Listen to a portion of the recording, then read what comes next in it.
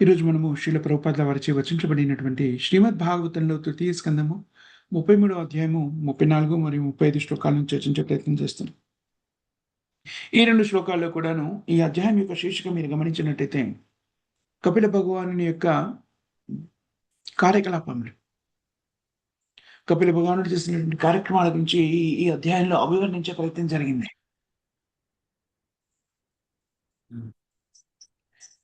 కపిల భగవానుడు తన తల్లి అయిన దేవహూతికి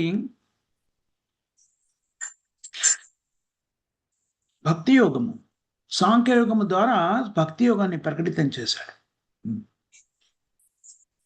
తన కార్యక్రమం పూర్తయిన తర్వాత పురుషులు ఎవరు కూడాను ఇంట్లో ఉండడానికి అనుమతించబడలేదు. నిజానికి వాళ్ళ కర్తవ్యాన్ని పూర్తి చేసుకోగానే ఇంటిని వదిలేసి వెళ్ళిపోవాలి.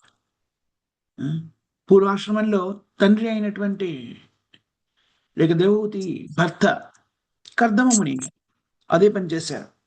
తన కర్తవ్యాన్ని పూర్తి చేసుకొని వివాహమాడినటువంటి స్త్రీకి, భార్యకి సంతాన ప్రాప్తిని కలగజేయగానే ఇంటిని వదిలి వెళ్ళిపోయారు. అలాగే కపిలుడు తల్లికి పరిరక్షణ పద్ధతిని కల్పించి భక్తిత్వ సేవా మార్గంలో నియుక్తం కావడానికి కావలసినటువంటి పరిజ్ఞానాన్ని అందించి ఇంటిని వదిలేసి వెళ్ళిపోయాడు. ఇది వేదశాస్త్రాల యొక్క నిర్దేశన. 4 వర్ణాలు, 4 ఆశ్రమాలు: బ్రహ్మచారి, గృహస్థ, వానప్రస్థ, సన్యాస. ఈ 4 ఆశ్రమాల్లో కూడాను ఒకే ఒక ఆశ్రమంలో స్త్రీ సాంగత్యాన్ని అనుమతించబడింది, గృహస్థాశ్రమ జీవనాన్ని. అది కూడా ఎలా? ప్రత్యేకమైనటువంటి నియమాలతో నిర్దేశితం చేయబడి సంతానోత్పత్తికి మాత్రమే. సంతానోత్పత్తిని కూడా ఎందుకు కలిగింపజేయాలి? వాళ్ళని ఉత్తములైనటువంటి కృష్ణ చైతన్యవంతులుగా తీర్చిదిద్దడం కోసము. అంటే చైతన్యం ఏ స్థాయిలో ఉండాలి? కొంతమంది బద్ధ జీవులనికి మానవ శరీరాన్ని పొందడానికి అవకాశం కల్పించి తద్వారా ఆధ్యాత్మిక పురోగతి సాధించడానికి నేను సంతానోత్పత్తికై ప్రయత్నిస్తున్నాను, ఈ భావన ఉంటారు. అందుకని స్త్రీ పురుషుల కలయిక సందర్భాన్ని కూడా స్పష్టంగా అభివర్ణించి చెప్పబడింది.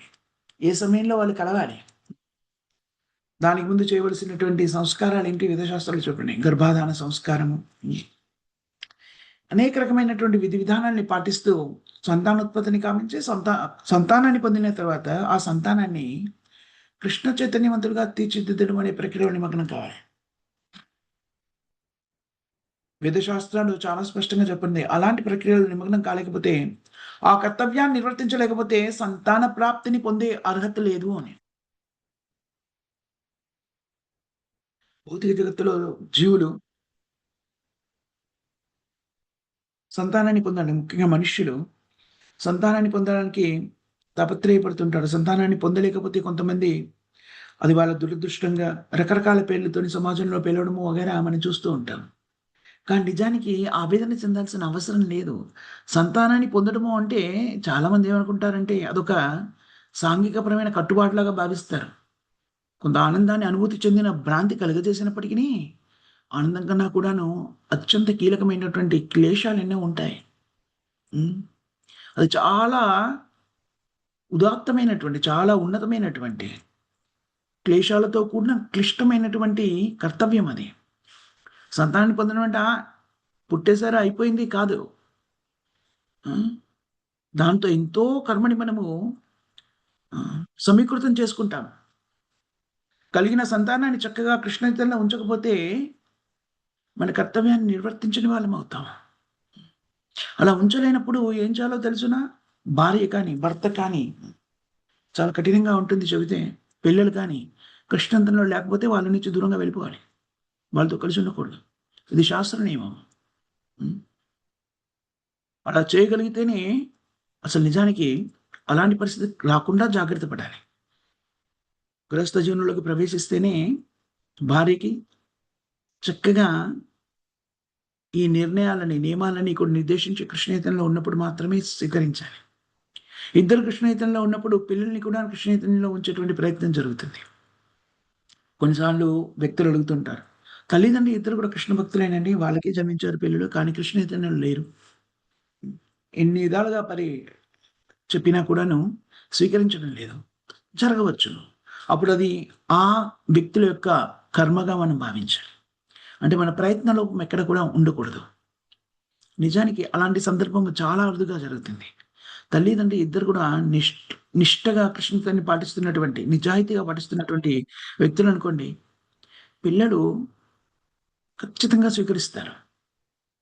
పిల్లలు పుట్టడానికి ముందే తల్లిదండ్రులు కృష్ణ చైతన్యలో ఉన్నారనుకోండి, ఖచ్చితంగా పిల్లలు కృష్ణ చైతన్యవంతులవుతారు.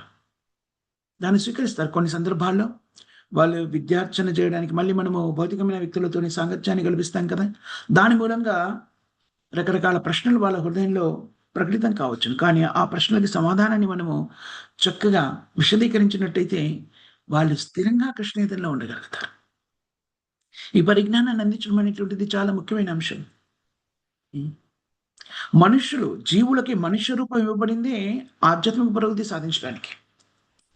దానికి మనుష్య రూపాన్ని పొందడానికి కారణభూతమైనటువంటి భౌతిక శరీరాన్ని పొందడానికి జగత్తులో కారణభూతమైనటువంటి తల్లిదండ్రులకి ఆ బాధ్యతను అప్పగించబడింది. అందుకని తల్లిదండ్రుల్ని కూడాను భగవంతుడైన శ్రీకృష్ణుని ప్రతినిధులుగా భావించాలి. హ్మ్. నిజానికి వాళ్ళు అలాగే ప్రతినిధులేను. ఎందుకనంటే తల్లిదండ్రులు ఇద్దరు కూడాను వేద సంస్కృతి ప్రకారంగా సరైన విధానంతోని జీవనాన్ని కొనసాగిస్తూ స్త్రీ పురుషులు ఏకీకృతమై తల్లిదండ్రులుగా మారితే నిజానికి వాళ్ళు వేదశాస్త్రాలు చెప్పిన దాని ప్రకారంగా భగవంతునికి ప్రాతినిధ్యం వహిస్తారు. పురుషుడిని నారాయణుడికి ప్రతినిధిగాను, ఆ స్త్రీని లక్ష్మీదేవికి ప్రతినిధిగాను, అలాగే సంతానానికి మనకున్నటువంటి గురువులని లెక్కించి పరిగణించినట్టయితే తల్లి కూడా మనకి తల్లి, తండ్రి, తల్లిదండ్రులు ఇద్దరు కూడాను నిజానికి తల్లి గురించి ప్రత్యేకంగా చెప్పబడింది. మన గురువులలో ఒక గురువుగా పరిగణించబడింది. అలాంటప్పుడు తల్లిదండ్రుల యొక్క బాధ్యత ఏమిటి? కలిగిన సంతానాన్ని కృష్ణ చైతన్యవంతులుగా మార్చడం. అది మార్చాలి అంటే ముందు తల్లిదండ్రులకి వాళ్ళ జీవిత లక్ష్యం ఏంటో తెలిసి ఉండాలి. ఆధునిక జీవన విధానంలో వ్యక్తులు దాన్ని మర్చిపోయారు. ఆధునిక విద్యా విధానము అవిద్యగా శిల ప్రభుపాదులు అనేక పర్యాలు ప్రకటితం చేస్తారు. ఎందుకని? ఆధునిక జీవన విధానము, ఆధునిక సంస్కృతి అనేటువంటిది కేవలము ఆహార, నిద్ర, భయమేధున కార్యక్రమాల్లో నిమగ్నం అవ్వడానికి ఏర్పరచబడినటువంటి ఒక ప్రక్రియగా మనం గమనించవచ్చు.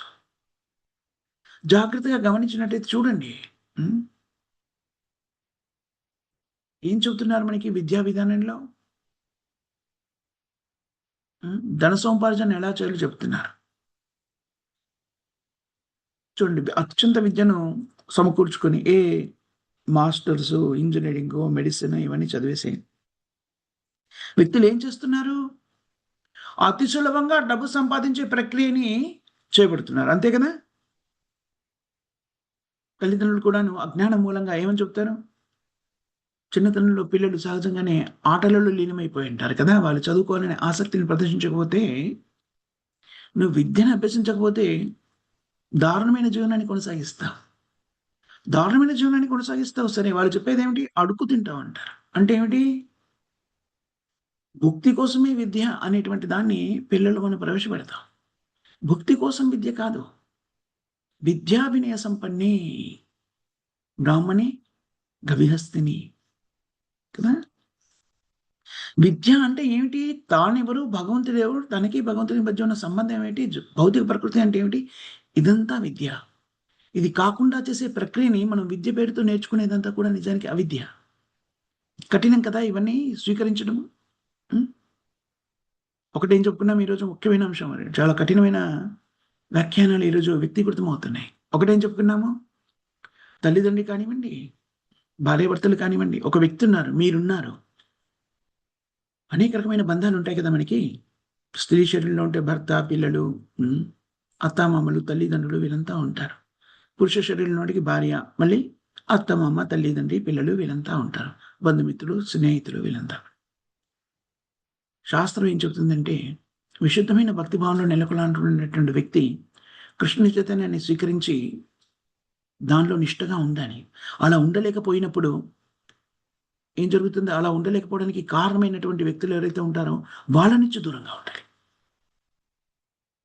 అలా కాదనుకోండి, భౌతిక బంధాల నుంచి బయటపడలేము. పిల్లలని సంప్రాప్తించుకోవచ్చును కృష్ణ చైతన్యం ప్రకారంగా. కానీ వాళ్ళని ఎలా పెంచాలి? కృష్ణ చైతన్యవంతులుగా పెంచాలి. మనం ఏం చేస్తాము? హ్మ్. కృష్ణ భక్తులుగా ఉంచడానికి దానికి బదులుగా భిన్నమైన అంటే భౌతికత్వంలో కూరుకుపోయినటువంటి వ్యక్తులు చేసే కార్యక్రమాన్ని భక్తిత్వ సేవలు స్వీకరించిన వాళ్ళు కూడా చేస్తూ ఉంటారు. ఎందుకని? ఆ సాంగత్యం నుంచి బయటపడకపోవడం. హ్మ్. నా గంట, 2 గంటలు భగవద్గీత, భాగవతం నుంచి అధ్యయనం చేస్తాం. దాని గురించి చర్చించుకునే ప్రయత్నం చేస్తాం. మిగిలిన 20 గంటల పాటు అభక్తుల సాంగత్యంలో ఉంటాం. అనుక్షణం కూడాను పోటీ ప్రపంచంలో ఆధిపత్య ధోరణి ప్రదర్శించి పోటీ ప్రపంచము అంటేనే అర్థం ఏంటి? ఆధిపత్య ధోరణి ప్రదర్శిస్తేనే పోటీతత్వము అనేది ఏర్పడుతుంది. కదా! చాలామంది అంటుంటారు భక్తులు. హ్మ్. దీని గురించి చెప్పినప్పుడు ఎలాగండి పోటీ ప్రపంచంలో బతకాలి? పోటీ ప్రపంచం నుంచి బయటపడాలి. పోటీ అంటే ఏమిటి? చూడండి ఎవరైనా మనలో ఇంతమంది ఉన్నారు కదా! ఇప్పుడు మనం చెప్పుకున్నాము 30, 35 మంది ఇక్కడ ఉన్నాము. మనమంతా కూడాను నేను కాదు అధిపతిని, మీరు అధిపతి. మీరు ఆ స్థానాన్ని గ్రహించండి, ఆ స్థానాన్ని గ్రహించండి అన్నారనుకోండి ఇబ్బంది ఉండదు. మనం 35 మందిమి కూడా నేను అధిపతిని. నన్ను మీరంతా గౌరవించండి. నన్ను మీరంతా గౌరవించండి. మీరు గౌరవించడానికి కారణమయ్యేటువంటి లక్షణాలు నేను ప్రకటితం చేస్తాను అని ఆధిపత్య ధోరణికి ప్రయత్నించామనుకో పోటీ ఏర్పడుతుంది. అలా కాకుండా దాస నేను అధిపతిని కాదు మీ సేవకుడిని. మీరు అధిపతిగా ఉండండి. మీ సేవలో నేనుంటాననుకున్నామనుకోండి, పోటీ అనేది నశించిపోయింది కదా! కాబట్టి పోటీ తత్వము అంటేనే ఆధిపత్య ధోరణికి సంబంధించినటువంటి భౌతికత్వంతో కూడుకున్నటువంటిది. హ్మ్.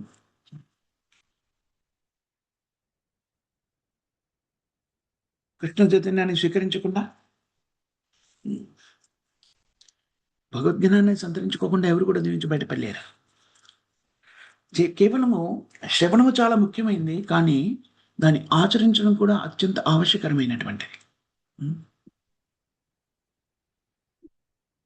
చాలా సందర్భాల్లో ఈ కార్యక్రమాన్ని మనం నిర్వర్తించలేకపోతే ఏం చేయాలి? కృష్ణ చైతన్యం మనకి ప్రకటన చేసినటువంటిది ప్రామాణికమైన ఆచారాల ఆశ్రయించి శిల ప్రభుపాదుల వారిని మనం ఆశ్రయించాము. చక్కగా ప్రతిదాన్ని కూడాను కృష్ణునితో అనుసంధానం చేసే ప్రక్రియని మనకి కృష్ణ చైతన్యం ప్రబోధిస్తుంది. ఏమిటి? అవిద్యకు సంబంధించిన పరిజ్ఞానాన్ని సంతరించుకోకూడదు. కానీ దాన్ని వదిలిపెట్టుకోలేని పరిస్థితుల్లో ఏం చేయాలి? దాన్ని కూడా కృష్ణుడి సేవలో వినియోగించే ప్రయత్నం చేయాలి. నిజానికి దాన్ని స్వీకరించకుండా ఉండాలి. కాదు, కూడదు, అవ్వట్లేదు అనుకున్నారనుకోండి. అప్పుడేం చేయాలి మనము? కృష్ణుడి మీద పరిపూర్ణమైన విశ్వాసాన్ని కలిగి ఉన్నట్టయితే, కృష్ణ చైతన్యం మీద మనకు విశ్వాసం ఉన్నట్టయితే, దాన్ని ఉదాహరణకి ఎవరైనా కూడా ఇంజినీర్ అవుతున్నారు. మీరు మీరు మీ పిల్లల్ని ఆధునిక విద్యని అభ్యసించడానికి పంపిస్తున్నారు. ఒకటేం చేయాలి? దాంతో పాటు వేద పరిజ్ఞానాన్ని కూడా వాళ్ళకి అందించాలి. భగవద్గీత, భాగవతాన్ని కూడాను అందించాలి. ఇంకొకటి ఏం చేయాలి? వాళ్ళు సంతరించుకుంటున్నటువంటి అవిద్య ఏదైతే ఉందో, దాన్ని భగవంతుని సేవకు వినియోగించేటువంటి ప్రయత్నం చేయాలి. ఎందుకంటే కృష్ణ చైతన్యం ఏది తిరస్కరించదు. అన్నిటిని స్వీకరిస్తుంది. కానీ ఆ స్వీకరించిన వాటినన్నిటి కూడాను భగవత్ సేవకే వినియోగిస్తుంది. అప్పుడు మీరు నేర్చుకునే అవిద్య అని చెప్పబడేటువంటిది. ఇంజినీరు, డాక్టరు, మెడిసిన్ ఈ రకరకాలైనటువంటి విద్యలు నేర్చుకుంటాం కదా మనం. అవన్నీ కూడాను ఆధ్యాత్మికమైపోతాయి. హ్మ్.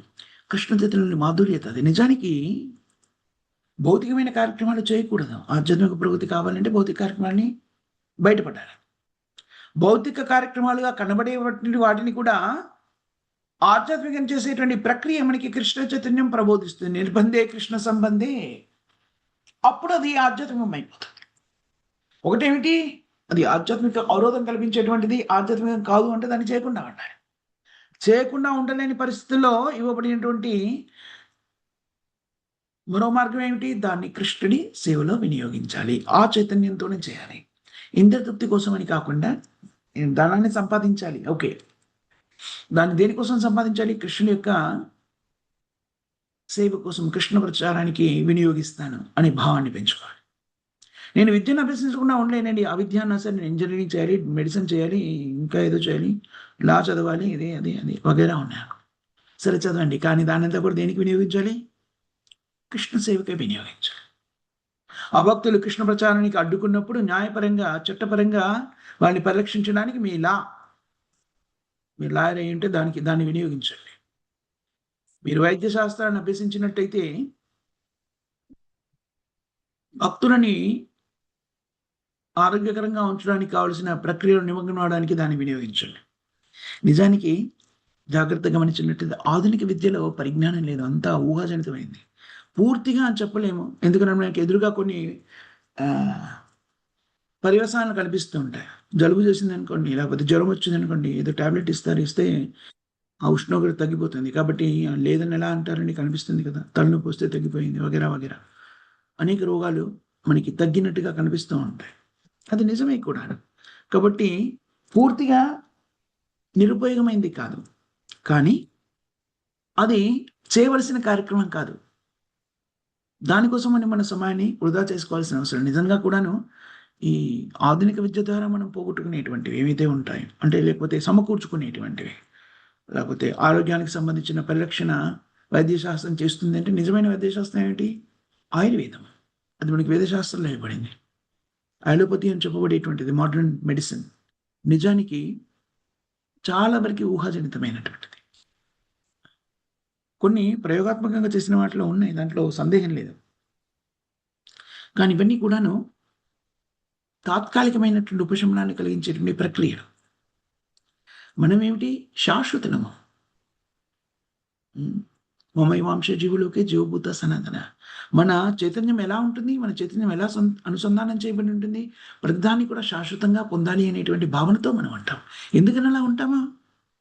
మనకు ఎదురుగా కనబడుతున్నా కూడాను భౌతిక జగత్తులో చేసే ప్రతి ప్రక్రియ కూడాను అశాశ్వతమైనదని తెలిసినా కూడాను శాశ్వతంగా దాన్ని కలిగి ఉండాలనేటువంటి ఆపేక్షని కలిగి ఉండడానికి కారణం ఏమిటంటే మనము శాశ్వతులం కాబట్టి. శిల ప్రభుపాదులు దీన్ని చాలా చక్కగా అభివర్ణిస్తారు. చూడండి మనకి తాత్కాలికమైనదే కదా! అన్నీ కూడా తాత్కాలికమైనవే. ఒక ఇంటిని నిర్మించుకుంటే అది కూడా నశించిపోతుంది. ఒక అనుబంధాన్ని పెంచుకుంటే అది కూడా నశించిపోతుంది. మృత్యు సర్వహర్ష ఛాయం. మృత్యు వచ్చిందంటే అన్నీ నశించిపోతాయి. ఇవన్నీ మనకు తెలుసును. ఎదురుగా కనబడుతున్నాయి.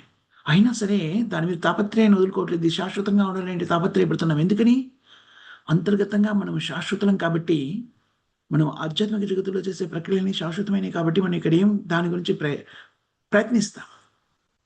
కానీ సఫలీకృతం కాని ఆవేదన చెందుతాం. ఎందుకని? అందుకని ప్రభుపాదాలు చెప్తారు. చాలా చక్కని వ్యాఖ్యానం చేస్తారు ప్రభుపాదాలు అనేక చోట్ల. జీవాత్మ ఇక్కడ జీవనాన్ని కొనసాగించడం అనేది ఇంకంపాటబిలిటీ. అనుసంధానతకి విరుద్ధమైనటువంటిది. అంటే ఏమిటి? నీటిని నూనెలో కలిపారనుకోండి, అది కలవదు. ఎలా ఉంటుందది? మీరు చూసుంటారు కదా! నూనె పైకి తేలిపోతుంది కదా! నీళ్ళ మీద తేలిపోతుందది. పాలు, నీళ్లు కలిపారనుకోండి, ఒకదానితో ఒకటి మమేకమైపోతాయి.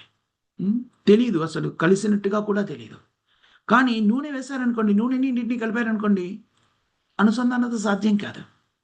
జీవాత్మ భౌతిక జగత్తులో జీవనాన్ని కొనసాగించే ప్రయత్నం కూడా అలాంటిదే. నీటిని, నూనెని కలిపితే ఎలా ఉంటుంది? అందుకనే రకరకాల క్లేశాలన్నీ కూడా కలుగుతాయి. ఈ పరిజ్ఞానాన్ని సంతరించుకోవడానికి, సత్యాన్ని తెలుసుకోవడానికి తత్వవేత్తలు రకరకాల మార్గాల్ని స్వీకరిస్తూ ఉంటారు. ఆ మార్గాలకు సంబంధించిన పరిజ్ఞానాన్ని మనకి వేదశాస్త్రాలు అందించడం జరిగింది. భగవద్గీతలో మనకి స్పష్టంగా చెప్పారు. విభిన్న ఆధ్యాత్మిక మార్గాల గురించి ప్రబోధించారు. కానీ అన్నిటిలో కూడా అత్యుత్తమైనటువంటిది స్వీకరించవలసినటువంటి మార్గం ఏమిటి? భక్తి యోగము అని చెప్పబడింది. ఇక్కడ కపిల భగవానుడు సాంఖ్య శాస్త్రము ద్వారా భక్తి యోగాన్ని ప్రకటితం చేశారు. దానికి సంబంధించిన వివరణ అందిస్తూ శ్రీల ప్రభుపాదులు గారు మరొకసారి మనకి గుర్తు చేస్తున్నారు. అప్రమాణికుడైనటువంటి కపిలుడు అనేటువంటి నామం కలిగినటువంటి ఇంకో వ్యక్తి కూడాను సాంఖ్యశాస్త్రాన్ని వ్యక్తీకృతం చేసి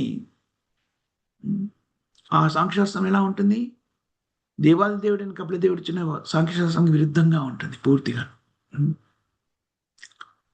ఆ కపిలుడి వైపు ఆకర్షితులు కాకూడదని ప్రభుపాదులు గారు ఎక్కడ అవకాశం లభిస్తే అక్కడ దాని గురించి మనకు ప్రబోధిస్తారు. భౌతిక జగత్తులో చూడండి, భౌతిక జగత్తు ఎలాంటిది అంటే పదం పదం విపదం అనుక్షణం కూడా అపాయకరమైన స్థితులతో కూడుకున్నటువంటిది. ఆపదలతో కూడుకున్నటువంటిది, అపాయాలతో కూడుకున్నటువంటిది, క్లేశభూయిష్టమైనటువంటిది, దుఃఖాలయం అని చెప్పబడింది. అందుకని ఇక్కడ ఉండేటువంటి మనస్తత్వం కూడా ఎలా ఉంటుంది? ఈ శాస్త్రాన్ని అనేకులు అధ్యయనం చేయాలనుకుంటున్నారు. శాస్త్రాన్ని చెప్పిన వాళ్ళని ఆరాధిస్తున్నారు. కాబట్టి మరొకడు ఉద్భవించాడు. నేను ఈ కపిలుని కపిలుడు అనే పేరు పెట్టుకొని సాంఖ్యశాస్త్రాన్ని ప్రకటితం చేశారు. అది ఎలాంటి సాంఖ్యశాస్త్రం? అది పూర్తిగా ఆధ్యాత్మిక భిన్నమైనటువంటిది. నిరాకారవాదము, ఇతరత్రవాదాలతో కూడుకున్నట్టు భౌతికత్వంతో కూడుకున్నటువంటి వివరణ ఇచ్చే ప్రయత్నం జరిగింది. దాని నుంచి మనము జాగ్రత్తగా పరిరక్షించుకోవాలి. కానీ నిజమైన కపిలుడు, సాంఖ్యశాస్త్రాన్ని అందించినటువంటి కపిలదేవుడు స్వయంగా దేవాది దేవుడు ఇంటిని వదిలిన తర్వాత హిమాలయ పర్వత ప్రాంతాలకు వెళ్ళినట్టుగా అక్కడి నుంచి ఆయన చేసిన కార్యక్రమాలు ఎలాగా అక్కడ తాను అదృశ్యమైపోయినట్టుగా శరీరాన్ని వదిలిపెట్టిన విషయాన్ని అక్కడ మనకి ప్రకటితం చేసి ఆ ప్రదేశాన్ని ఈనాటికి కూడాను వ్యక్తులు ఆరాధిస్తారని మనకి చెప్పబడింది. ముందుగా హిమాలయ ప్రాంతానికి ఎగినటువంటి కపిలదేవుడు గంగా నది ఆవిర్భవించినటువంటి స్థానం దాన్ని కనిపెట్టాడని చెప్పబడుతుంది. ఆ తర్వాత ఆయన గంగా నదితో పాటు కిందికి వచ్చేసి ఎక్కడి దాకా వచ్చారు, డెల్టా ప్రాంతానికి వచ్చారని, సముద్రం వైపు వచ్చాడని, గంగా నది సముద్రంలో కలిసే గంగాసాగరం అనేటువంటి ప్రాంతంలో నివాసం ఏర్పరచుకున్నాడని, కొంతకాలం జీవించాలని చెప్పబడింది. ఆ ప్రదేశాన్ని గంగాసాగర్ తీర్థం అని కూడా పిలుస్తారని. అక్కడ ఆ ప్రదేశంలో ఈనాడు కూడాను కపిలదేవుని చక్కగా జనులు ఆరాధిస్తారు. అదొక తీర్థయాత్రా స్థలం.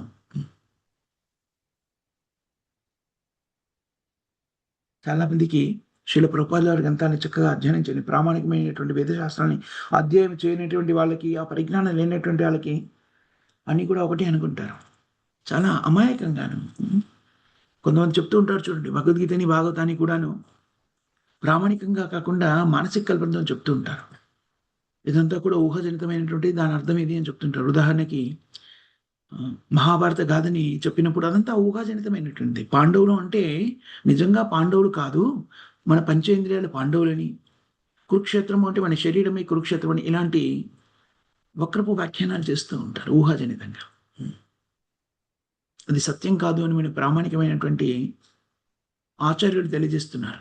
కురుక్షేత్రం నిజంగానే ఉంది. కురుక్షేత్రం ఒక ప్రదేశం, ఈనాటి కూడా మనం వెళ్ళి చూడవచ్చు. పాండవులు నిజంగా వ్యక్తులు, వాళ్ళు ఉన్నారు. శ్రీకృష్ణుడు నిజంగా ప్రకృతమైన దేవాది దేవుడు. ఇవన్నీ కూడా ఊహాజనితం కాదు. కురుక్షేత్రం అంటే మన శరీరము, పాండవులు అంటే మన పంచేంద్రియాలు, ఇదంతా కూడాను అజ్ఞానంతో ఊహాజనితంగా చెప్పబడిన వ్యాఖ్యానాలు. ఇలాంటి అప్రమాణికమైన వ్యాఖ్యానాలు అన్ని చోట్ల వ్యక్తీకృతం చేయడాన్ని మనం చూస్తూ ఉంటాం. ఇక్కడ కపిలదేవుని యొక్క సాంఖ్యశాస్త్రాన్ని కూడాను అప్రమాణికమైన ఇంకో కపిలుడు దాన్ని వ్యక్తీకరించాడు.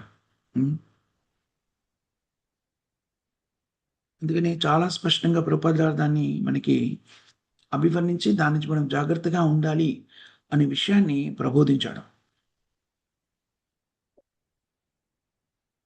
త్రిలోకాన్ని ఉద్ధరించడానికి పరిమితమైనటువంటి కపిలుడు ఈనాటి కూడాను సమాధి మగ్నుడు ఎక్కడ నివసిస్తున్నాడు అని చెప్పబడింది. సాంఖ్యశాస్త్రాన్ని అభ్యసించేటువంటి ప్రామాణికమైన ఆచార్యులు ఆ కపిల భగవాన్ని ఈనాటి కూడా చక్కగా ఆరాధిస్తారు. పరిజ్ఞానాన్ని సంతరించుకోవడం అనేటువంటిది మన విచక్షణ మీద ఆధారపడి ఉంటుంది. అందుకని శిల ప్రభుపాదులు చాలా స్పష్టంగా చెప్తారు. చూడండి, కృష్ణ చైతన్య పేరు మీద కూడా మోసం చేసే వాళ్ళు ఉండవచ్చును. అందుకని శిల ప్రభుపాదులు ఏం చెప్తారు? మీకు ఇచ్చిన తెలివితేటలను వినియోగించి శరణాగతి పొందండి, మీ తెలివితేటల్ని సమర్పించకండి. అంటే ఏదైనా వ్యాఖ్యానాన్ని విన్నప్పుడు కూడా అది ప్రామాణికమైందా కాదా అనేటువంటి మనకి ఇచ్చిన పరిజ్ఞానంతో, విచక్షణతో ఆలోచించాలి. శ్రీకృష్ణ భగవానుడు మనకి ఆ విచక్షణ ఎందుకు ఇచ్చాడు? ఆ విచక్షణతో సరైన దాన్ని స్వీకరించి సరైనది కాని దాన్ని తిరస్కరించడం కోసం ఇచ్చాడు. అందుకని విశ్వాసాన్ని కూడాను ఎలా వినియోగించాలో మనకి ఈ శాస్త్రం ప్రబోధిస్తుంది. నేడు మనం చూస్తున్నాం రకరకాలైనటువంటి స్థితుల్లో వ్యక్తులు వ్యక్తీకరించేటువంటి భావోద్వేగాలు. ఎందుకనంటే ఇది ఒక వ్యక్తిని ద్వేషించడము, దూషించడము, తప్పుపట్టడము కాదు. అర్థం చేసుకోవాల్సిన ముఖ్య అంశం ఏమిటంటే భౌతిక జగత్తు అలాగే నిర్మించబడింది. మనకున్నటువంటి 4 దోషాల గురించి మనం మాట్లాడుకుంటాం కదా. దానిలో ఒక దోషం ఏమిటి? మోసగించడం, ఎదుటి వాళ్ళని మోసగించడం అనేటువంటి అంతర్గతంగా జీవులందరిలో కూడా, ముఖ్యంగా మనుషుల్లో ఉన్నటువంటి లక్షణం అది. అది ఎప్పుడు తొలగిపోతుంది? పరిజ్ఞానాన్ని సంతరించుకొని పరిపూర్ణమైనటువంటి కృష్ణచరిత్ర జీవితాన్ని కొనసాగిస్తున్నప్పుడు, అది హృదయం శుద్ధీకరించబడినప్పుడు అది తొలగిపోతుంది. అంతవరకు కూడాను వ్యక్తులు ఏం చేస్తుంటారు? ఆ మోసపూరితంగా ఉండేటువంటి తత్వం అనేటువంటి 4 దోషాలు వ్యక్తులందరిలో ఉన్నాయి. కాబట్టి దాన్ని ఒక్కొక్కరు ఒక్కో రకంగా వినియోగించేస్తూ ఉంటారు. దాన్ని నియంత్రణతోని, క్రమపద్ధతితోని కృష్ణ చైతన్య జీవన విధానాన్ని అభ్యసించడం ద్వారా వ్యక్తులు దాని నుంచి బయటపడగలుగుతారు దోషాలు లేకుండా. అందుకని భక్తియుక్త సేవలో ఉన్నవాళ్ళు మాత్రమే నిజానికి శుద్ధులు, నిజానికి ధర్మాత్ములు. నిజానికి మిగిలిన వాళ్ళంతా కూడాను అదేమిటండి ధర్మం అంటున్నారు, ధర్మం కాదంటున్నారు, ఆయన సంపాదించేదంతా కూడా ఎవరికో పంచిపెడుతున్నారు ఎన్నటి వాక్యాలు మనం అనేక పర్యాలు వింటూ ఉంటాము. అయినా కూడాను ఆ వ్యక్తి ధర్మాత్ముడు కాదు అని శాస్త్రం చెబుతుంది. ఎందుకని? ధర్మస్తు సాక్షాత్ భగవత్ ప్రణీతం. భగవంతుడైన కృష్ణుడు చెప్పింది. మరి భగవంతుడు ఎవరు? భగవంతుడు చెప్పిందే ధర్మము. భగవంతుడు ఎవరు? ఏతేచాం సకలాపంస కృష్ణస్తు భగవాన్ స్వయం. శ్రీకృష్ణుడు భగవంతుడు. మరి కృష్ణుడు చెప్పింది ఏమిటి? సర్వధర్మాన్ పరిత్యజ్య మామేకం శరణం వ్రజ అహం పా సర్వ పాపేభ్యో మోక్షేశామి మా శుచ. నన్ను శరణాగతి పొందండి అని భగవంతుడు కృష్ణుడు చెప్పాడు. కృష్ణుడే భగవంతుడు కాబట్టి భగవంతుడు చెప్పింది ఏమిటి? తన్ని శరణాగతి పొందమని చెప్పాడు. ఆ కార్యక్రమాన్ని చేయకుండా ఉన్న వాళ్ళు ఎవరైనా కూడా అధర్మవంతుడు. ఇది తర్కం, ఇది సత్యం. కాబట్టి బాహ్య లెక్కల ప్రకారంగా వ్యక్తులు ఎంత గొప్పవాళ్ళుగా కనబడుతున్నప్పటికీ వాళ్ళు శ్రీకృష్ణుడి యొక్క ఆదేశాన్ని పాటించకపోతే అధర్మవర్తులుగానే జీవిస్తున్నారని గ్రహించాలి. ఇది ముఖ్యమైన అంశం.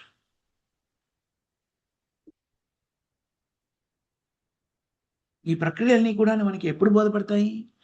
మనము వేదశాస్త్రాన్ని చక్కగా అధ్యయనం చేసినప్పుడు. ఎప్పుడు మనకి వేదశాస్త్రాలు బోధపడతాయి? శిల ప్రభుపాదులని ఆశ్రయించి ప్రభుపాదుల వారి యొక్క సూచనని నిష్టగా మన జీవితంలోకి అన్వయించుకున్నప్పుడు, అంటే కృష్ణ చైతన్యాన్ని మన జీవితంలోకి స్వీకరించి దాని ప్రకారంగా జీవనాన్ని కొనసాగిస్తున్నప్పుడు, సేవోన్ముఖోహి జిగ్వాదు స్వయం ఏవా స్ఫూర్దయత. మన నాలుకని భగవత్ సేవలో నియుక్తం చేయడము, హరినామాన్ని జపించడము, హరికీర్తన చేయడము, కృష్ణ ప్రసాదాన్ని భుజించడము, ఈ ప్రక్రియలో నిమగ్నమై మన నాలుకని భగవత్ సేవలో వినియోగిస్తే క్రమ పద్ధతిలో శుద్ధీకరించబడి భగవంతునికి సంబంధించిన పరిజ్ఞానాన్ని అవగతం చేసుకోగలుగుతాం. అందుకని మనకు కావాల్సింది ఏమిటి? ఇవన్నీ కూడా జరగాలి అంటే ప్రాథమికంగా ఉండాల్సిన మొట్టమొదటి అర్హత ఏమిటి? మనకు ఉండవలసిన, మనంతో బ్రాహ్మణులమై ఉండాలా? లేకపోతే సన్యాసాశ్రమంలో ఉండాలా? మనకు ఉండాల్సిన అర్హత ఏమిటి? ప్రాథమికమైన అర్హత అదో శ్రద్ధ. శ్రద్ధ అంటే ఏమిటి? విశ్వాసము. భగవంతుడైన శ్రీకృష్ణుని మీద పరిపూర్ణమైన విశ్వాసాన్ని కలిగి ఉండాలి. మీరు బ్రాహ్మణుల, క్షత్రియుల, వైశ్యుల, శూద్రుల, చండాలుల, స్త్రీల, పురుషుల ఇదేమీ ముఖ్యం కాదు. కావలసింది ఏమిటి? చైతన్యం. ఏ చైతన్యాన్ని కలిగి ఉండాలి? భగవంతుడైన కృష్ణుని మీద పరిపూర్ణమైన విశ్వాసాన్ని కలిగి ఉండాలి. ఆ విశ్వాసం ఉన్నప్పుడు కృష్ణుడు చెప్పిన ప్రబోధాన్ని, సూచనని, కృష్ణుడి ఆదేశాన్ని మనము పాటిస్తాం కదా. ఆ విశ్వాసం ఏమిటి? కృష్ణుడు భగవంతుడు, దేవాది దేవుడు, అధిపతి. ఇది ఖచ్చితంగా మనము తెలుసుకొని ఉండాలి. తెలుసుకొని పూర్ణ విశ్వాసాన్ని కూడా కలిగి ఉండాలి. అప్పుడు కృష్ణుడు చెప్పిందా మనం పాటించగలుగుతాం. అంతే కదా. ఇప్పుడు మనం భౌతిక జగత్తులో కూడా చూడండి, ఎవరినైతే మనకి అధిపతులుగా భావిస్తామో వాళ్ళు చెప్పింది ఇచ్చ ఉన్నా లేకపోయినా కూడా పాటిస్తాం కదా.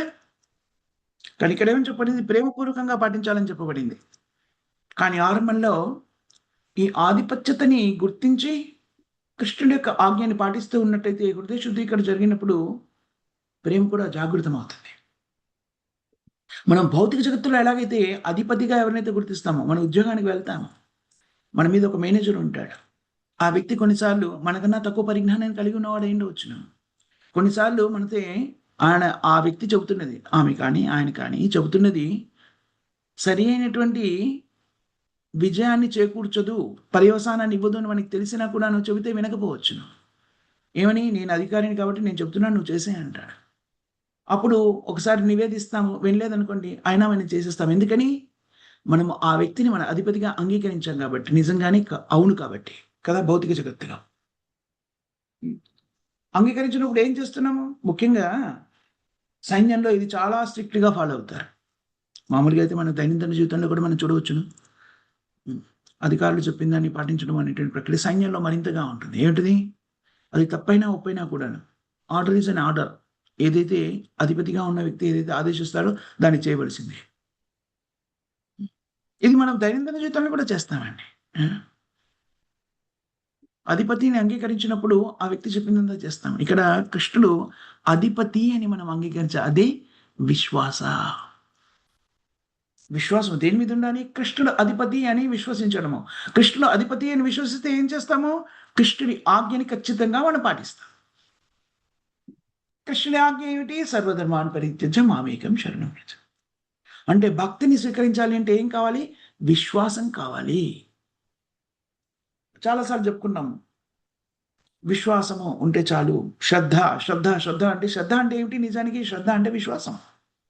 విశ్వాసం అంటే దేని మీద విశ్వాసం ఉండాలి? శ్రీకృష్ణుడు దేవాది దేవుడు అనే విషయం మీద మనకు విశ్వాసం ఉండాలి. ఆ విశ్వాసం ఏర్పరచుకున్నట్టయితే కృష్ణుడి యొక్క ఆజ్ఞని ఖచ్చితంగా మనం పాటిస్తాం. కృష్ణుని ఆజ్ఞని పాటిస్తే ధర్మాత్మలం అవుతాము. నిజమైనటువంటి స్థితిలో నెలకొన్న వాళ్ళం అవుతాము. ఆ ప్రక్రియని కృష్ణుడే స్వయంగా కపట భగవానుగా ప్రకటితమైనప్పుడు సాంఖ్యశాస్త్రంగా వ్యక్తీకరించారు. దాన్ని స్వీకరించినటువంటి దేవహూతి పరిపక్వతని సిద్ధించుకుంది. ఎవరైనా సరే పరిపక్వతని సిద్ధించుకోవాలంటే కృష్ణుని ఆదేశాన్ని నిష్ఠగా పాటించాలి. కృష్ణుని ఆదేశం మనకి ఎక్కడి నుంచి వస్తుంది? కృష్ణుడు స్వయంగా ఇచ్చారు గ్రంథాల్లో. దాన్ని యథాతథంగా మనం అవగతం చేసుకోవాలంటే ప్రామాణికమైన ఆచార్యుల్ని ఆశ్రయించినప్పుడు ఇది సాధ్యమవుతుంది. ఎవరైనా అనవచ్చును, గ్రంథాలు ఉన్నాయి కదండీ! మనం చదివేస్తే అయిపోతుంది కదా! అనవచ్చు. కానీ మనం చూసాము. చాలామంది మన చుట్టూ ఉన్న వాళ్ళని చూసాము. అలా చదివిన వాళ్ళు దాదాపుగా అందరూను. ఎవరో ఒకరు అటు ఇటుగా ఏదో చెప్పలేము కానీ దాదాపుగా అందరూ కూడాను తప్పుగా అర్థం చేసుకున్నటువంటి వాళ్ళే. మరి ఇప్పుడు మనం చదివితే మనకెలా అర్థమవుతుంది? మనం చదువుతున్నప్పుడు శ్రీల ప్రభుపాదుల వారి గ్రంథాన్ని చదువుతున్నప్పుడు ప్రభుపాదుల వారు భాష్యాల రూపంలో దాని అర్థాన్ని మనకు విశదీకరించి చెబుతున్నారు. కాబట్టి నిజానికి మనం ఎక్కడి నుంచి నేర్చుకుంటున్నాం ఇదంతా కూడాను? మనమే చదివినట్టు కనపడినప్పటికీ మనము దాన్ని ప్రభుపాదుల నుంచి స్వీకరిస్తున్నాం. హ్మ్. కాబట్టి దాని వివరణ ప్రభుపాదుల వారు భాష్యంలో ఇచ్చారు. అందుకని ప్రభుపాదుల వారి గ్రంథాలు చదివినప్పుడు భాష్యాన్ని వదిలిపెట్టకుండా చదవాలి. ఎందుకంటే భాష్యము నిజానికి ప్రభుపాదుల వారి ప్రబోధన. అది చదివినప్పుడు మనకి తాత్పర్యంలో చెప్పబడినటువంటి దాని భావము అవగతమవుతుంది. అలా అధ్యయనం చేసినట్టయితే, చక్కగా దాన్ని స్వీకరించినట్లయితే ప్రామాణికమైన ఆచార్యుల నుంచి ఆ పరిజ్ఞానాన్ని సంతరించుకున్నప్పుడు మనం కృష్ణుని మీద విశ్వాసాన్ని పెంచుకుంటాము. ఆ విశ్వాసమే మనము కృష్ణుడి యొక్క ఆదేశాన్ని పాటించడానికి అనువైన పరిస్థితిని కల్పిస్తుంది. హృదయంలో ఉన్న కల్మషాన్ని తొలగించి చైతన్యము కృష్ణ భక్తులు నెలకొనడానికి సహకరిస్తుంది. ఆరంభ దశలో ఆ విశ్వాసం ఏదైతే ఉందో దాంతోనే మనము శ్రవణం చేయడానికి వస్తాం. 4 నియమాల్ని కూడా నిష్ఠగా పాటించే ప్రయత్నం చేస్తాం. కాబట్టి ముందు పెంచుకోవాల్సింది ఏమిటంటే కృష్ణుని మీద పరిపూర్ణమైన విశ్వాసాన్ని పెంచుకోవాలి. ఏమిటా విశ్వాసం? కృష్ణుడు దేవాది దేవుడు. మనందరికీ అధిపతి. జగత్తు మొత్తానికి అధిపతి. జన్మాదియస్య అన్నీ కూడా కృష్ణుడి నుంచి ఉద్భవించాయి. కాబట్టి కృష్ణుడు దేవాది దేవుడు, అధిపతి అనే విషయాన్ని మనం సంగ్రహించినట్టయితే కృష్ణ చైతన్యాన్ని, కృష్ణ యొక్క ఆజ్ఞని శిరసావహించడం సులభతరమవుతుంది. ఇవేవి కూడా తెలియనప్పుడు కూడాను ప్రాథమికమైనటువంటి విశ్వాసాన్ని కలిగి ఉన్నప్పుడు భగవంతుడైన కృష్ణుడు దేవాది దేవుడు ఆ ఒక్క విషయాన్ని విశ్వసించినట్టయితే కూడా నియమాలను నిష్ఠగా పాటిస్తాము. తద్వారా ఆధ్యాత్మిక పురోగతి సాగించగలుగుతాం. అందుకని పాటించవలసిన నియమాలు ఏమిటి? చైతన్య మహాప్రభు ప్రకటితమే దాన్ని మనకి విశదీకరించారు, పాటించి చూపించారు. పరంపరానుగతంగా దాన్ని స్వీకరించి ప్రభుపాదుల వరకు మనకి విశదీకరించారు. హరే కృష్ణ కృష్ణ కృష్ణ హరే హరే, హరే రామ రామ రామ హరే హరే. ఈ మహామంత్రాన్ని నిష్ఠగా జపించడం 108 సార్లు జపిస్తే ఒక జపమాల అవుతుంది. అలా కనీసం 16 జపమాలను నిత్యము జపించాలి. భక్తుల సాంగత్యంలో జీవనాన్ని కొనసాగిస్తూ నిత్యం భాగవత సేవ ప్రతిరోజు కూడా భగవంతుడైన శ్రీకృష్ణుని దివ్యమైనటువంటి లీలని శ్రవణం చేయడము, కీర్తన చేయడము చేయాలి. కృష్ణ ప్రసాదాన్ని స్వీకరించాలి. భుజించే ఆహారం ఎప్పుడు కృష్ణుని నివేదించింది అన్నాడు. ఈ విధమైన ప్రక్రియను చేపట్టినట్టయితే మనం క్రమ పద్ధతిలో ఆధ్యాత్మిక పురోగతిని సాధించి భవబంధనాల నుంచి ముక్తులమవుతాము, విశుద్ధులమవుతాము, జన్మమృత్యు జరా చక్రం నుంచి బయటపడగలుగుతాము. ఇది మనం సంగ్రహించవలసిన ముఖ్యమైన సారాంశము ఈనాటి శ్లోకాల్లో ఇక్కడ మనం ఆపేద్దాం మాతాజీ. ప్రభుజీ ఎవరికి ఏమైనా క్వశ్చన్స్ కానీ, కామెంట్స్ కానీ, కరెక్షన్స్ కానీ ఉన్నాయి? హరే కృష్ణ ప్రభుజీ, దండవత్ ప్రణామం ప్రభుజీ. హరే కృష్ణ మాతా, దండవత్ ప్రణామం. ఈరోజు కృష్ణుడు ఆజ్ఞలను పాటించట్లేదు అంటే కృష్ణుని దేవాది దేవుడికి అంగీకరించట్లేదని అండి ప్రభుజీ. ఏంటమ్మా? కృష్ణుడిని కృష్ణుడు ఆజ్ఞలని పాటించట్లేదు అంటే దాని అర్థము అయితే నేను కృష్ణుని దేవాది దేవుడికి అంగీకరించట్లేదు అని చెప్పాలండి ప్రభుజీ. విశ్వాసం అయితే లేదని చెప్పవచ్చు మాతాజీ. ఉంటే ఎలా వదిలిపెడతారు? మనం ఉదాహరణ చెప్పుకున్నాం కదా, పూర్తిగా విశ్వసించిన వాళ్ళు ఆ వ్యక్తిని పూర్తిగా మరి విశ్వసించారనుకోండి, చేస్తారు కదా. మీకు నచ్చినా నచ్చకపోయినా, ఇష్టం ఉన్నా ఇష్టం లేకపోయినా ఆ వ్యక్తి నా అధిపతి ఏంటి చేస్తాం కదా. ఉదాహరణ చెప్పాను నేను. మనం ఎక్కడైనా జాబ్ చేస్తున్నాం అనుకో, మేనేజర్ చెప్తాడు, ఆయన చెప్పింది పని చేయదు అన్నప్పుడు విన్నవిస్తాము. అయినా కూడాను లేదు నువ్వు చేయండి గమనం చేస్తాం. అవునా? ఎవరిని అధిపతిగా స్వీకరించినా కూడాను మీరు నాకు అధిపతి అన్నప్పుడు ఖచ్చితంగా మనం చేస్తాము. దాన్ని మనం పూర్తిగా విశ్వసించినప్పుడు ఏదో అనుకుంటున్నాను కానీ ఏం చేయలేదు, నాకు నిజంగా అధిపతి కాదు అన్న భావన ఉన్నప్పుడు అది చేయం.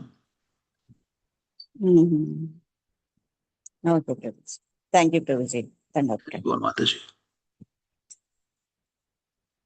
హరే కృష్ణ ప్రభుజీ, దండవత్ ప్రణామం. దండవత్ ప్రణామం మాత.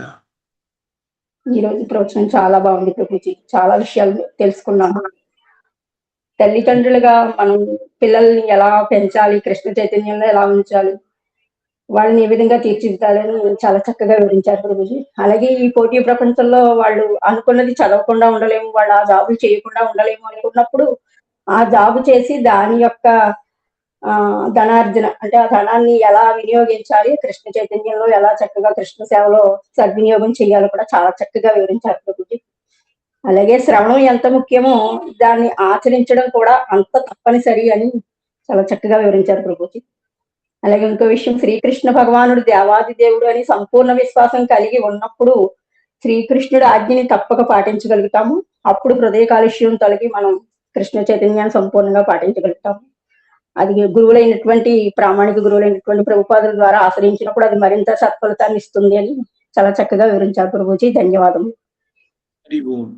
Thank you Mataji. సారాంశం అంతా చక్కగా హరి కృష్ణ ప్రభుపాద్. హరి హరి బోల్. ఈ రోజు రికార్డింగ్ కొంచెం నాకు ఇస్తారా ప్రభుజీ, అవకాశం ఉంటే? పెట్టేసి నేను గ్రూప్ లో పెడతాను, మళ్ళీ లింక్ పెడతాను. ఓకేనా? థ్యాంక్ యూ ప్రభుజీ, ధన్యవాదములు. హరే కృష్ణ. హరి హరి బోల్. ఎవరికేమైనా క్వశ్చన్స్ కానీ కామెంట్స్ కానీ ఉన్నాయమ్మా? లేకపోతే ఈనాటి కార్యక్రమాలను ఒకసారి పునరావృతం చేసుకుని ప్రయత్నం చేద్దాం. ఈరోజు ఆదివారం కదా, సో మనకి 8:30 ప్రభుజీ ఈ రోజు శ్లోకాలు లాస్ట్ 2 చెప్పారండి. లాస్ట్ 2 మిగిలి ఉన్నాయమ్మా. మిగిలిన అవి చెప్పలేదు కదండి ఇంకా.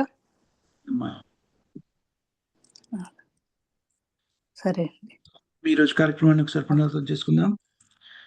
8:30 ప్రేమ భక్తి మాతాజీ కృష్ణలీల వివరణ ఉంటుంది. దాని తర్వాత 10:30 నుంచి 11 జపయజ్ఞ కార్యక్రమం, 11 నుంచి శ్రీల ప్రభుపాద వారి గ్రంథాలను శ్రవణము, పఠనము, విశ్లేషణాత్మక అధ్యయనం ఉంటుంది. దాని తర్వాత మళ్ళీ సాయంత్రం, ఈరోజు ఆదివారం కాబట్టి 4:30 నుంచి మనము చైతన్య చరితామృతం నుంచి శ్రవణము పఠనము చేస్తాము. 4:30 నుంచి 6 వరకు కూడా చేస్తాం. అది 6 నుంచి 6:30 మళ్ళీ ఇష్టాగోష్ఠి కార్యక్రమాన్ని నిర్వర్తించుకుంటాము. దాని తర్వాత జపయజ్ఞ కార్యక్రమాన్ని నిర్వర్తించుకుంటాము. 7:30 హిందీలో ఇష్టాగోష్ఠి కార్యక్రమం ఉంటుంది. అవన్నీ కూడా ఈనాటి మన కార్యక్రమాలు కాబట్టి భక్తులంతా కూడా వీటిలో భాగస్థులై రోజంతా కూడా కృష్ణ చైతన్యంతో గడపవలసిందిగా విజ్ఞప్తి. హరే కృష్ణ ప్రభుజీ, దండవత్ ప్రణామ్. కృష్ణ మాత, దండవత్ ప్రణామ్. ప్రభుజీ ఈరోజు మందిరంకి వెళ్ళాల్సి ఉంది. అయితే అంటే 8:30కి మందిరం, 9 కల్లా ఉండమన్నారు ప్రభుజీ. Okay okay okay. మీకు ఏదైనా సేవ ఉందా మందిరంలో అమ్మా? అంటే మిగతా గౌరవంగా వస్తున్నారు ప్రభుజీ మందిరం ఓకే నుండి. Okay okay okay. సో ఇంకెవరైనా దాన్ని చేస్తారా? ఈరోజు పిల్లలందరూ సమీకృతం అవుతారు. వాళ్ళకి చక్కగా కృష్ణుని వివరించడమో, లేకపోతే వాళ్ళు ఇంతవరకు చదువుకున్న దాన్ని చెప్పించడమో ఏదో చేయగలరా ఎవరైనా? అమృతమై గోపికాదేవి మాతాజీ మీరు ప్రతి వారం అటెండ్ అవుతుంటారు కదా? హరే కృష్ణ ప్రభుజీ దండోత్సవం. ప్రతి వారం అటెండ్ అవుతుంటారు కదా? అవును ప్రభుజీ. మీరు ఏమైనా పిల్లలతో ఏదైనా కార్యక్రమం నిర్వర్తించగలుగుతారా? వాళ్ళు ఇంతకుముందు విన్న వాటిని చెప్పించడము, వాళ్ళని ఎంగేజ్ చేయడము ఏదైనా చేయగలరా? లేదు ప్రభుజీ. ఎందుకమ్మా? సరే ప్రభుజీ అయితే సరే చేస్తారు అయితే సార్. అమ్మా మాతాజీ చేస్తారు. చేస్తారు కదా? లేదు ప్రభుజీ. పోనీ అలానే చెప్తారు. జపయజ్ఞం చేయించండి, కీర్తనలు చేయండి. చేస్తాను ప్రభుజీ. కీర్తనలు జపయజ్ఞము చేయించండి. ఓకేనా? సరే. హరి హరి బోల్. Very nice. థ్యాంక్ యూ మాతాజీ. Thank you Hare Prema Krishna. భక్తి మాతాజీ. హరి హరి బోల్. సో ప్రేమదని ఎవరు చెప్తారు? హరే కృష్ణ జగద్గురు ప్రభుజీ. ప్రహర్షిత మాతాజీ చెప్పండి. జగద్గురు శ్రీల ప్రభుపాదికి జై. జై. హరినామ సంకీర్తనకి జై. జై. రామాచార్య హరిదాస్ ఠాకూర్ కి జై. జై జై. కామవరిత భక్త బృంద కి జై. జై గ్రంథరాజ్ శ్రీమద్ భాగవతానికి జై. జై. ప్రహర్షిత మాతాజీకి జై. సమవేత భక్త బృందకి జై. అంతలా శ్రీమద్ భాగవతం की जय. శ్రీల ప్రభుపాదికి జై. Thank you very much Mataji సం ప్రభుజీ. శ్రీల ప్రభుపాద గారి గ్రంథాలను చర్చించే అవకాశం కల్పించిన మీ అందరికీ కూడాను హృదయపూర్వక కృతజ్ఞతలు, ధన్యవాదాలు. హరే కృష్ణ. హరే కృష్ణ ప్రభుజీ. దండవత్ ప్రణామం ప్రభుజీ. హరి హరి దండవత్ ప్రణామం ప్రభుజీ. హరి హరి దండవత్ ప్రణామం.